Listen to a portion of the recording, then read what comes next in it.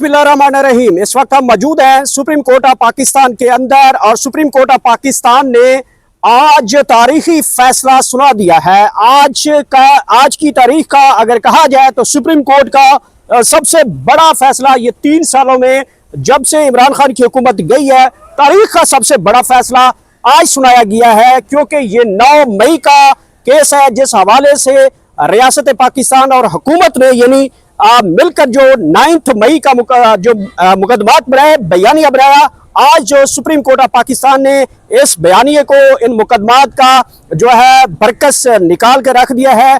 आज पंजाब हुकूमत सरकार यहाँ से, सुप्रीम कोर्ट ऑफ पाकिस्तान से यहाँ से फरार होती हुई देखी गई। जो प्रोसिक्यूटर थे उनके पास 9 मई के मुकदमे के लिए कोई ऐसी शहादतें, कोई ऐसा केस के अंदर दलाल, जो मजबूत किस्म के दलाल होते हैं, वो आज मुकम्मल तौर पर फलाप दिखाई दे रही थी। प्रोसिक्यूटर की जानिब से जुल्फकार नकवी ने आज जिस तरीके से सुप्रीम कोर्ट ऑफ पाकिस्तान में इस केस की पेशी के दौरान चीज़ों को कैलकुलेट किया, उनके पास चीफ जस्टिस के सवालों के जवाब बिल्कुल नहीं थे।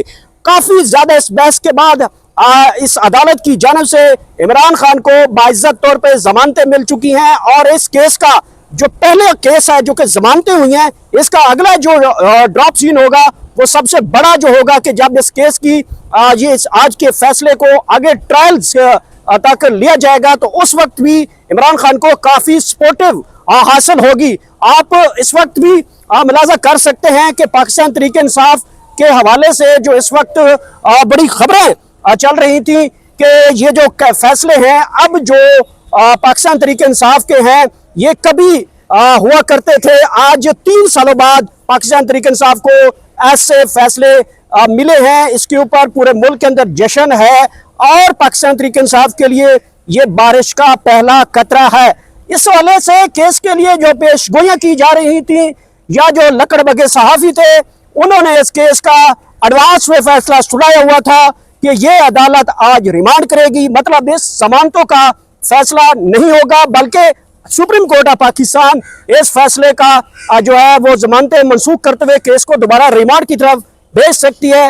ये खबरें दी थी लकड़बगे सहाफ़ियों ने और आखिरकार सुप्रीम कोर्ट ऑफ पाकिस्तान में इस केस का जो है वो बड़ा ट्रायल, बड़ी जमानत जो है वो मंजूर हो गई है। हमारे साथ तो पाकिस्तान तहरीक इंसाफ के वकला मौजूद हैं, गुफ्तगू इन्हीं से जारी रखते हैं। सर बताइएगा कि अब इमरान खान की जो जमानतें इस वक्त मंजूर की गई हैं, तो आगे क्या लीगल प्रोसीडिंग होगा? क्या ये जो फैसला आज हुआ है इसके बाद इमरान खान के लिए क्या कोई खुशी की खबर है, रिहाई की खबर है, या जो 9 मई का मुकदमा है, अभी जो दूसरी साइड पर सरकार है वो ये बता रही है कि ये तो जमानत है, जमानत हो ही जानी थी। पहले वो जमानत के ऊपर जो है वो कह रहे थे नहीं रिमांड होगा और ये सब कुछ होगा। तो आज के फैसले के बाद 9 मई के जो मुकदमे हैं, ये जो जमानतों का फैसला है, ये ट्रायल के ऊपर कितना इफेक्ट डालेगा? पहली बात तो ये है कि गौर साहब आप बड़े अच्छे साफ़ी हैं और रोज़ाना आप कवरेज कर रहे होते हैं, हर तरह की बात सुन रहे होते हैं और यकीनन आपके सामने बड़े सारे यानी कि आप अब तक तो आधे वकील बन चुके हैं। सूरत हाल ये है कि जो खान साहब के खिलाफ केसेस बनाए गए हैं ये तमाम के तमाम पॉलिटिकली मोटिवेटेड केसेस हैं और 200 से ज़ायद केसेस उनके खिलाफ बनाए गए हैं।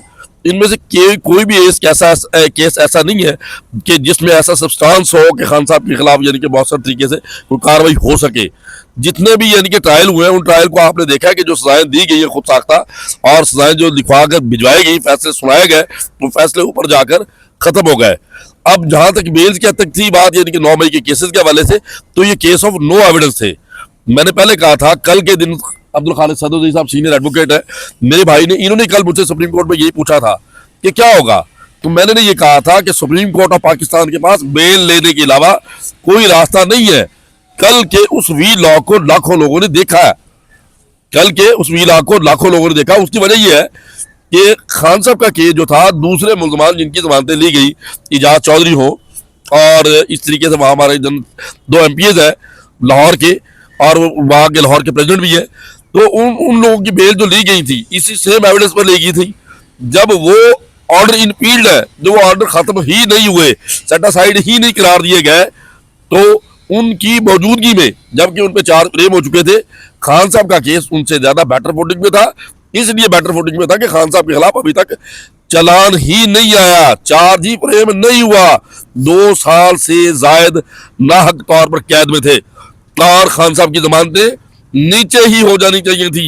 ये ट्रायल कोर्ट में बेल होने वाली थी, ज्यादा से ज्यादा ये हाई कोर्ट में बेल हो जानी चाहिए थी, लेकिन इतनी लंबी प्रोसीडिंग के बाद नीचे हाई कोर्ट जो ऊपर भेजा, ये जिस तरह का फैसला आया उस फैसले पर सबसे पहले चीफ जस्टिस साहब ने यही पॉइंट उठाया, क्या ये फैसला मेंटेनेबल है या नहीं। उसकी वजह यह थी कि उन्होंने डीपर अप्रिशिएशन करते हुए इतने ज्यादा मेरिट को डिस्कस किया, इतना लेंथी बेल का फैसला लिखा है जो कि जजमेंट लग रही थी। जज साहब ने उस फैसले को जब देखा, उस ऑब्जर्वेशन को जब देखा, तो जज साहब ने पहले दिन से ही प्रोसिक्यूशन को और डिफेंस काउंसिल को, सलमान सफदर को यह कहा कि आप इस चीज में रहते हुए बात करेंगे कि मेरिट को टच नहीं करेंगे, मेरिट को टच नहीं करेंगे और मेंटेनेबिलिटी की बात करेंगे। ये इतना डेप्थ में जाके जो जजमेंट दे दिया उन्होंने बेल स्टेज पर, यानी कि जजमेंट देने वाली बात थी, और उसको हम क्या करें। तो आज भी बड़ी बारीक वारदात डाली गई है, लेकिन फिर भी मैं ये कहता हूं कि सुप्रीम कोर्ट ने एक अच्छा फैसला दिया कि एक बेल ली और वाकई ही उन्होंने मेरिट को टच नहीं किया, मेरिट को टच नहीं किया, लेकिन नीचे वाले ऑर्डर को अप्रिशिएट भी नहीं किया।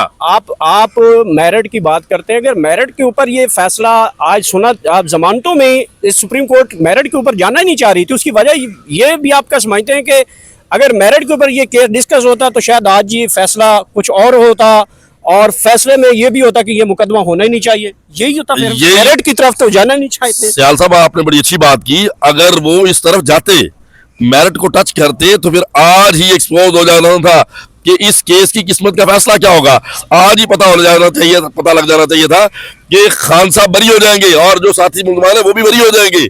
लेकिन इसीलिए थोड़ा सा अपने पास रखते हुए सुप्रीम कोर्ट ने ये किया कि टेंटेटिवली, यानी बादियो नजर में जो जारी तौर पे जो रिकॉर्ड अवेलेबल है उसको देखते हैं और जो साथी मुलजमों की जो जमानतें हो चुकी हैं उनको देखते हैं।